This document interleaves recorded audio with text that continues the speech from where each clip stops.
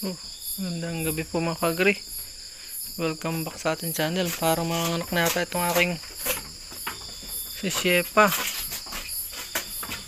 Shepa, anak ka na ba? Nahihirapan siya. Yung isang araw pa yung nabula ang bibig.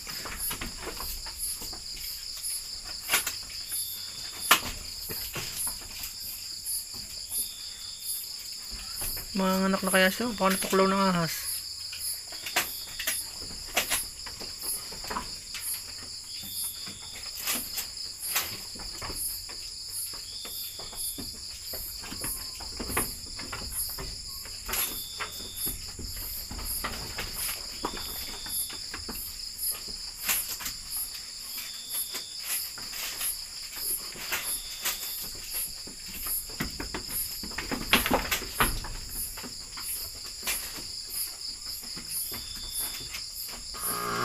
Shepa, anak ka ba?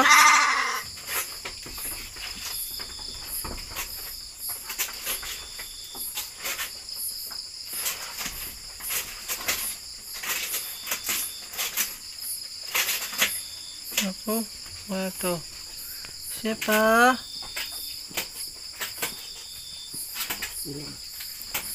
anak ka ba?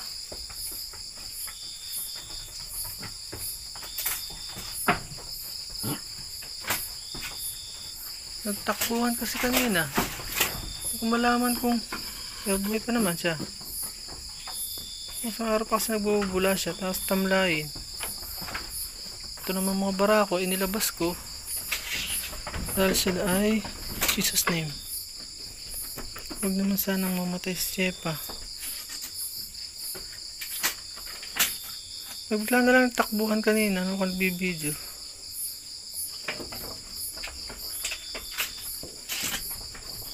Ay, buhay pa. Praise God. Bakit yung mga anak na? Shepa! Itong problema, itong mga barako ay napaka wild. Paano ka?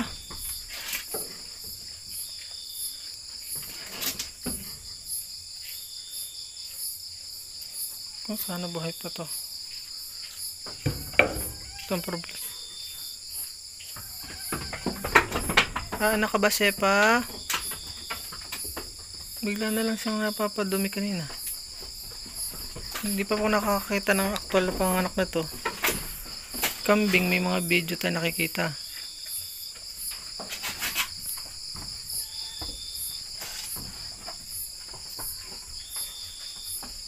Nakakatakot naman po itong tupa. Pag bigla na lang kala mo mamatay. Pero ano siya, nabubuhay. Para natin buong bubaga. Yun yung pag hindi ka sanay. At namatayan na rin po ako ng tupa. So hindi na rin bago sa akin ang mamatayan. Pero huwag naman sana. Pero papala rin tayo kung ito ay actual natin makikita ngayon ang paglabas nito. Kung problema ay magkukumpay ako. At mapupuyat na naman ang pagbabantay. So, at ito ay tingin ko anak ito. Sana nga anak siya.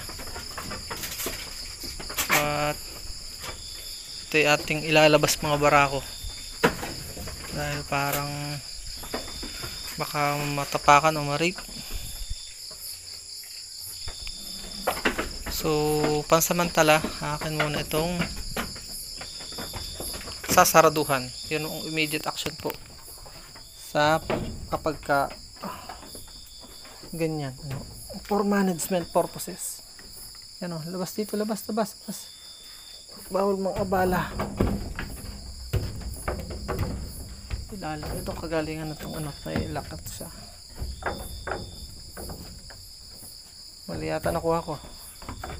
Hindi sukat din. Yatang isa. So abangan po natin Shepa. Oh, labas, labas, labas, labas. Snow White. Diyan ka muna at habang nang di ma-rape nitong mga barako. Hindi yata itong kasukat na to. Thanks God, nakatayo po siya oh. So buhay pa. Hindi naman siya nakagat ng ahas. Yun ang kinakabahala ko eh. Dahil ako hindi ko naman sila bantay na bantay pag nagpapastol eh. Yun lang yung possible na mabilis ikamatay ng mga yan, cobra. Kaya mga aso. So malalaman natin kung anak na nga ba guys. Kung hindi ko man abutin po ay update ko kayo bukas. Naabangan natin ito. Ito na lang kasi yung alam kong buntis na huli eh. So paupo-upo siya. Isang araw pa siya tamlayin at lagi nandito sa bahay. Ayaw niyang lumabas. Yan o. Si Shepa ang kauna-unahan naming alagang tupa. Madrama po ang buhay niyan. Dahil yan ay kinagat ng aso. Tad-tad ng sugat. Yung video ko dati. Naku, mapapayak ka talaga. Pero thanks God at nakalibre. Inisprayan ko lang ng Combinix. Hindi ko na tinahi. Wak-wak talaga yung balat. Nakakapayak talaga ang kwento niyan. Yung unang mugang alaga di talagang iiyakan mo. Ayun o. Tingnan natin at bukas praise God at wala akong pasok ko. Abangan lang po natin bukas ang kwento niya. So yan, good morning mga kagre. Titingnan natin kung buhay pa si Shepa. Pag buhay pa, so nag-seizure lang siya yung epileptic na tinatawag. Kasi yung mga tupa ay parang ding kambing. Minsan na gayon. Nakakatakot talaga. Bigla na lang nabual. Yan o, yan si Pulit yung unang anak niya. Ay nung maliit yan, bigla na lang natumba. Kala mo'y namatay na. Ganun yung problema ng mga tupa. Tingnan natin si Shepa kung buhay pa. Ito yung si Palit na nangre-rape ng mga baby. So ayan o. Tipi. Matuwa naman talaga ito mga ito. Ito pinakamalambing namin si Camilo. Hello Camilo, good morning. So ayan mga ka-agree. Buhay pa si Shepa. So ang problem ay nag-ano nga lang talaga ng seizure siya. Balit yung pa rin yung tinutuklas ko yung palagi nilang problema yung nagbubula-bula ang bibig. So yun, huwag matakot at gano'n lang talaga mga tupa. Parang kambing din yan, bigla na lang nabubual. Minsan may gano'n. Hindi naman lahat po gano'n. Yun lang po, inarampan ko lang po kayo.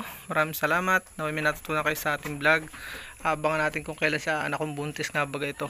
Kasi hindi na nalitan siya niya. Buntis po ito. Bye bye and God bless.